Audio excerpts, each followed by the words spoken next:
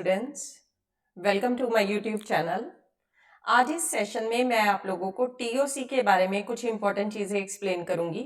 Theory of computation is very important for NTA UGC NET computer science, everybody knows about that.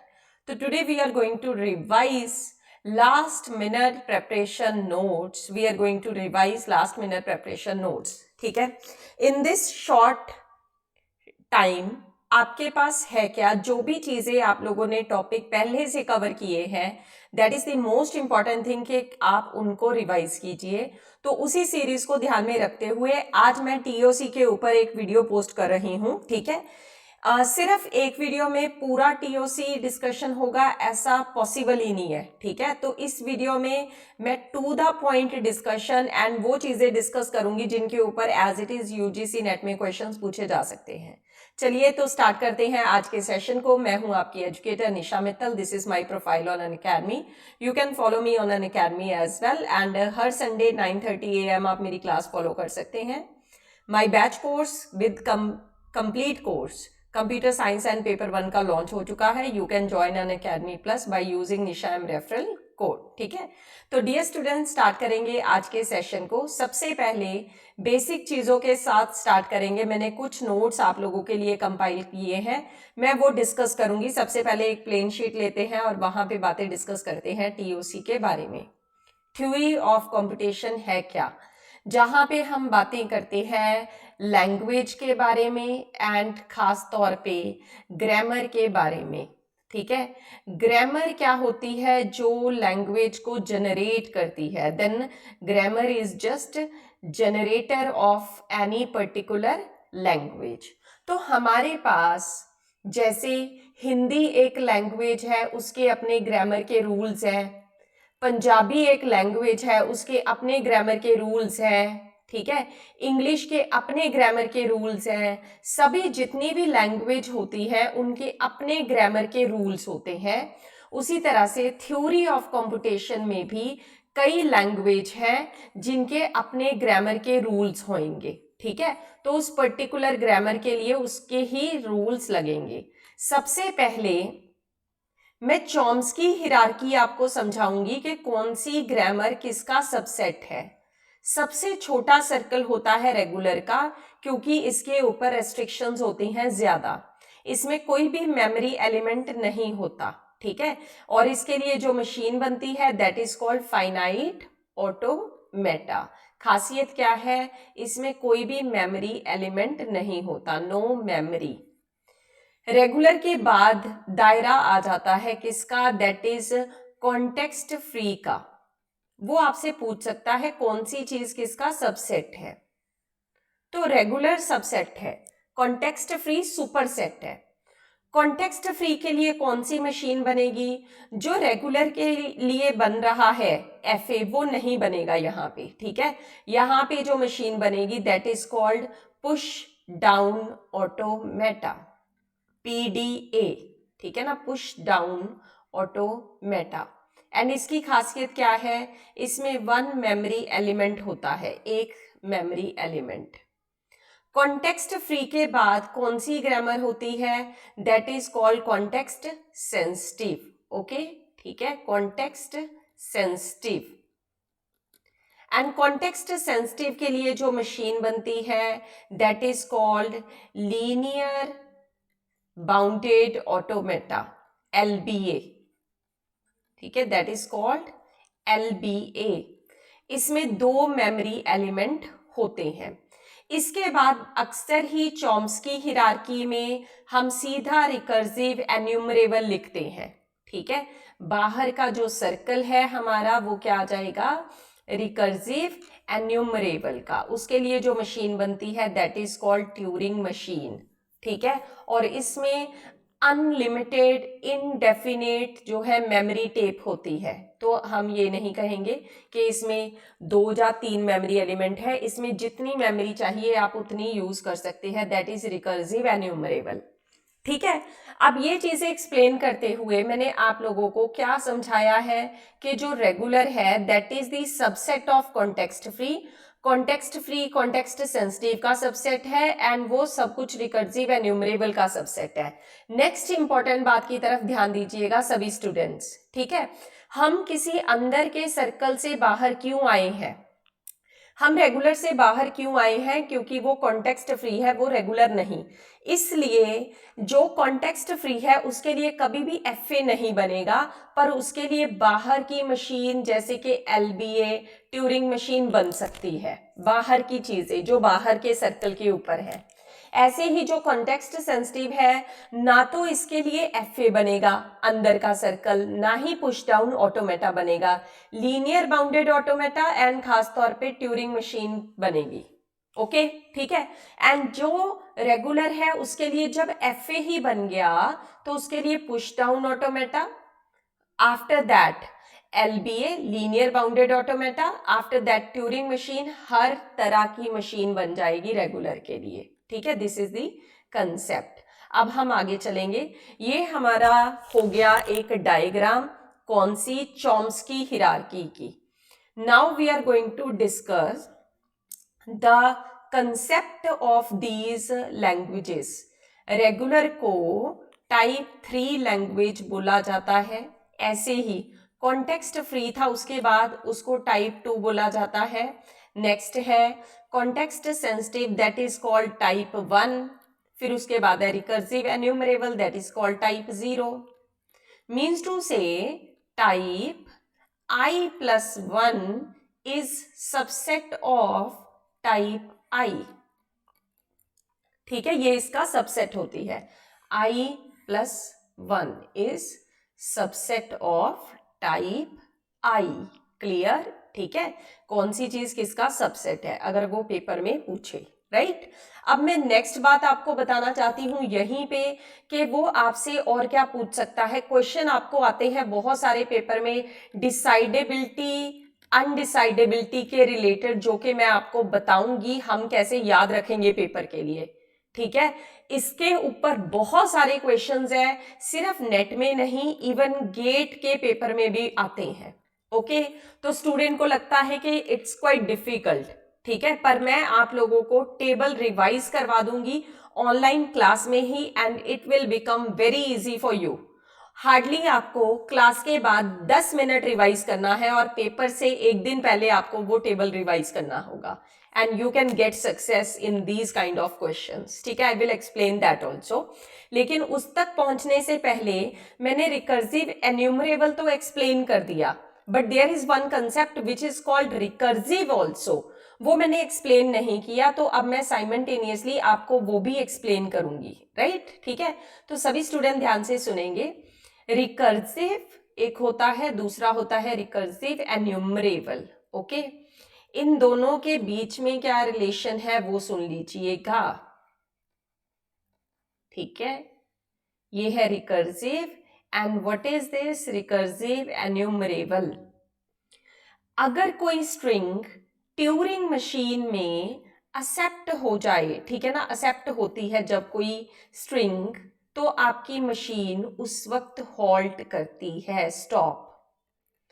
लेकिन recursive की खासियत और क्या है, वो रिजेक्ट में भी हॉल्ट करेगी, ठीक है। रिकर्सिव में ये डिसाइडेबल है, दिस इज डिसाइडेबल।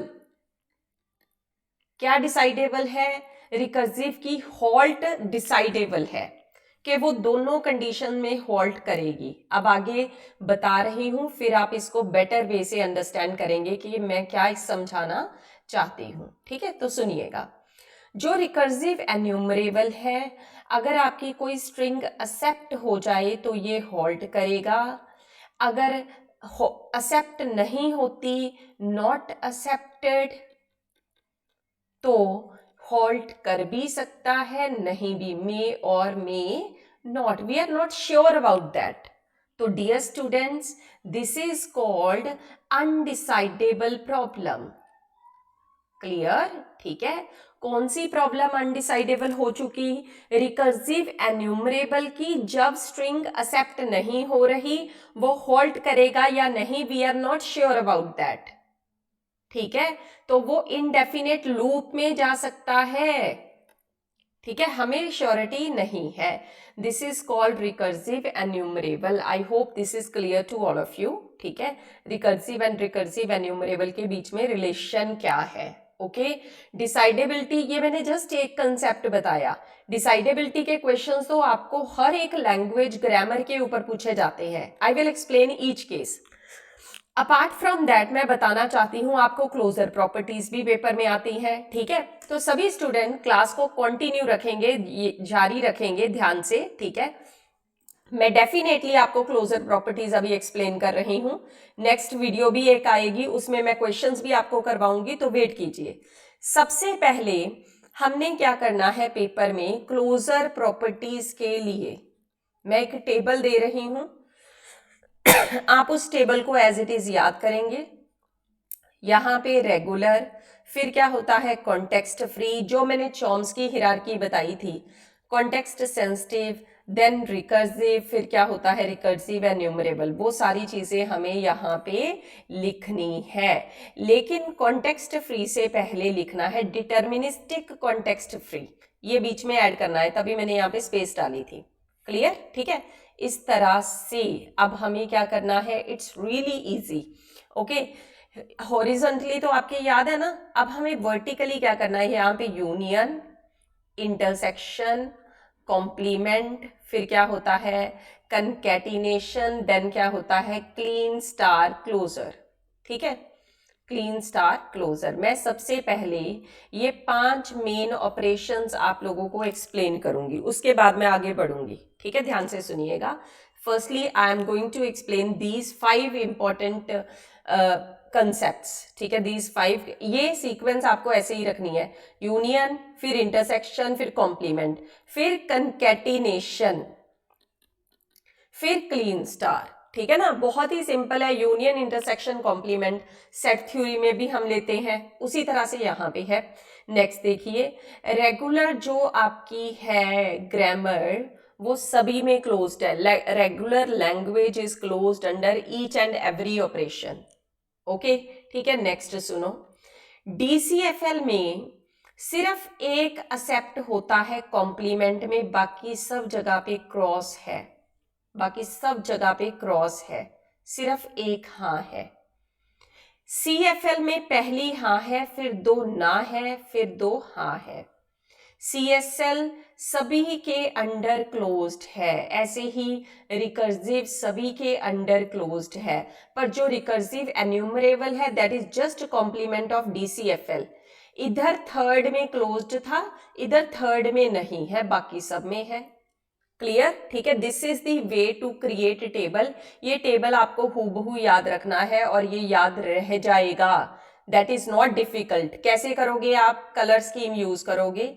ठीक है, अपने पास कॉपी के ऊपर इसको ड्रॉ करोगे, जहां जहां जितने जितने क्रॉस है उसको याद रखना है। ठीक है ना, बाकी सब जगह पे ट्रू है। आप देखो पहले 5 रूल्स है ना, पहले 5 रूल्स में 3 ना डीसीएफएल में है, 2 सीएफएल में है, 1 किस में है रिकर्सिव एन्यूमरेबल में। तो ना टोटल 6 है, पहले 5 में टोटल 6 ना है। ओके, ठीक है। Regular, context sensitive and recursive ये सभी में क्लोज्ड है, पहले 5 ऑपरेशन की मैं बात कर रही हूं। ठीक है, नेक्स्ट सुनिएगा। नेक्स्ट, इस टेबल को मैं पूरा कर रही हूं, बड़े ध्यान से सभी स्टूडेंट सुनेंगे। इसके बाद आप यहां पे लिख सकते हैं होमोमॉर्फिज्म। नेक्स्ट क्या लिख सकते हैं? Epsilon free. फिर क्या लिख सकते हैं? सब्स्टिट्यूशन। नेक्स्ट क्या होता है? इनवर्स। फिर क्या होता है? रिवर्स। फिर क्या है?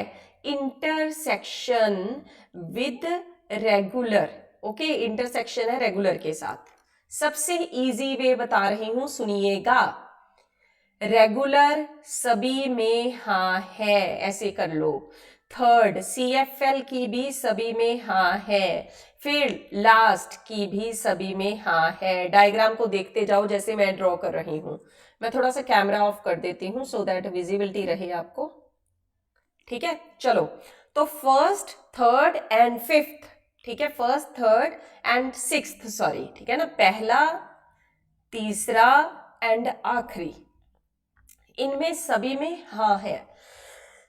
ओके, नेक्स्ट कैसे याद रखेंगे?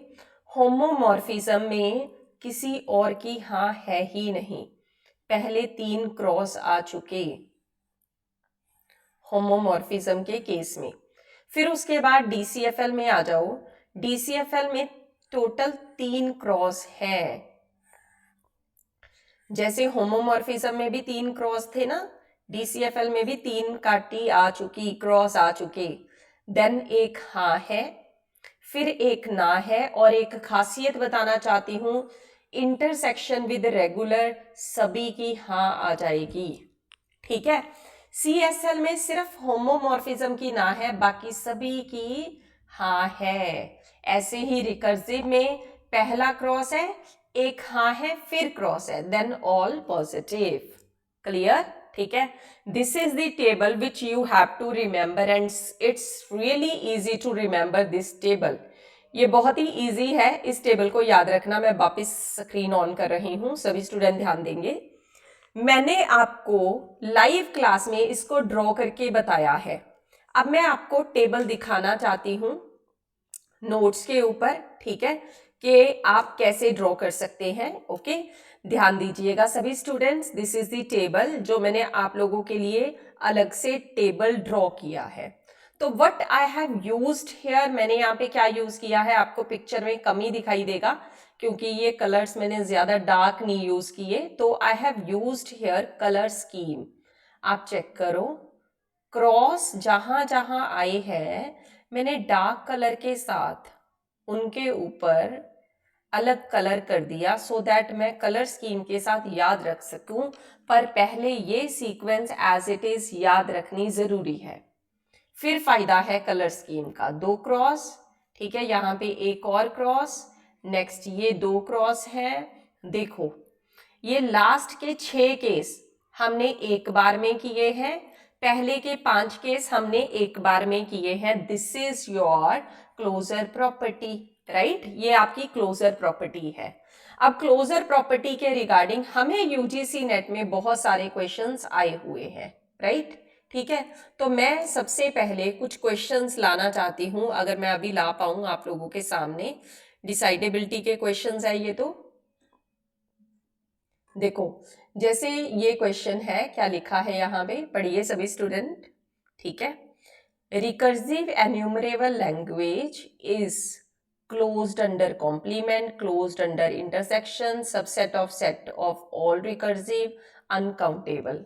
रिकर्सिव एन्यूमरेबल किसके अंडर क्लोज्ड है? रिकर्सिव एन्यूमरेबल पहले क्या था, यूनियन, इंटरसेक्शन, कॉम्प्लीमेंट, फिर क्या था, कंकैटिनेशन, देन क्या था, क्लीन स्टार, ये था ना। नाउ क्या था, सिर्फ थर्ड केस में ना थी, बाकी सभी में हाँ थी। तो क्या ये कॉम्प्लीमेंट के अंडर क्लोज्ड है? देखो, रिकर्सिव एन्यूमरेबल, दिस इज एन्यूमरेबल, नहीं है, क्रॉस लगा दीजिए। Closed under intersection, whether this is closed under intersection, yes, तो डेफिनेटली बी ऑप्शन इसका सही आंसर होएगा। अदरवाइज अनकाउंटेबल है, सबसेट रिकर्सिव है, ये हमें नहीं पता। ओके, तो डेफिनेटली इसका हम आंसर बी ऑप्शन चूज कर लेंगे। जितनी श्योरिटी आप वो दे सकते हो, ठीक है। Subset of set of all recursive language, ये क्या होता है, you will understand in decidability and undecidability table, जो मैं आपको एक्सप्लेन करूंगी, ठीक है ना। डिसाइडेबिलिटी एंड अनडिसाइडेबिलिटी के बहुत सारे क्वेश्चंस आते हैं पेपर में आपको, तो वो मैं आप लोगों को सेपरेटली जो है एक्सप्लेन करूंगी। समझ लगी बात, ठीक है। तो अभी ये था क्लोजर प्रॉपर्टी का क्वेश्चन, हमने कवर कर लिया। लाइक और क्वेश्चन भी हम चेक करते हैं, अगर हमें कोई मिला इस तरह का तो definitely we will discuss. Mostly question यहाँ पे इस स्लाइड में मैंने जो ऐड किए हैं दोज आर रिलेटेड टू, ठीक है। चलो ठीक है, आप कुछ और क्वेश्चन देखिए यहाँ पे। Which of the following is super set of all?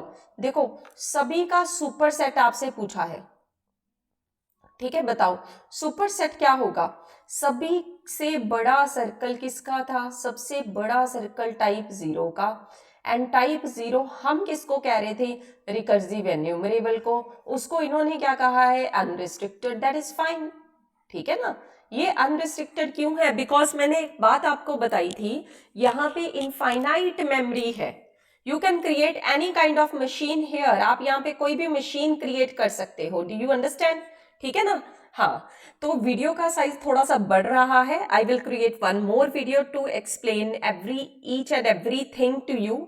I hope कि ये क्लासेस आप लोगों के लिए डेफिनेटली बेनिफिशियल रहेंगी, सभी स्टूडेंट के लिए, जो अभी इसका प्रीमियर शो देखेंगे, वो भी जो बाद में इस वीडियो की रिकॉर्डिंग देखेंगे, उन स्टूडेंट्स के लिए भी डेफिनेटली ये बेनिफिशियल रहेंगी। आप लोगों को करना क्या है, मैं जो एक्सप्लेन किया है नोट्स, उनसे देखकर अपने नोट्स क्रिएट कीजिए, ठीक है। तो टू द पॉइंट डिस्कशन मैं कर रही हूँ शॉर्ट टाइम में। एंड दूसरी बात, if you want to join Unacademy for live and daily seamless classes, then you can use Nisha M referral to get 10% discount, ठीक है। इस क्लास में इतना ही, मिलूंगी जल्दी नेक्स्ट सेशन में। कंप्लीट कीजिए, डन का मैसेज पोस्ट कीजिए, आपकी फीडबैक इस टीचर के लिए बहुत इंपॉर्टेंट होती है, तो डेफिनेटली फीडबैक दीजिए मुझे मेरे सेशंस के लिए कि कैसी लग रही है आपको study, whether you are understanding, is there any kind of thing which you have not understand in my sessions. तो हर एक तरह की फीडबैक आप मुझे दे सकते हैं। आपकी educator Nisha Mittal, thanks a lot.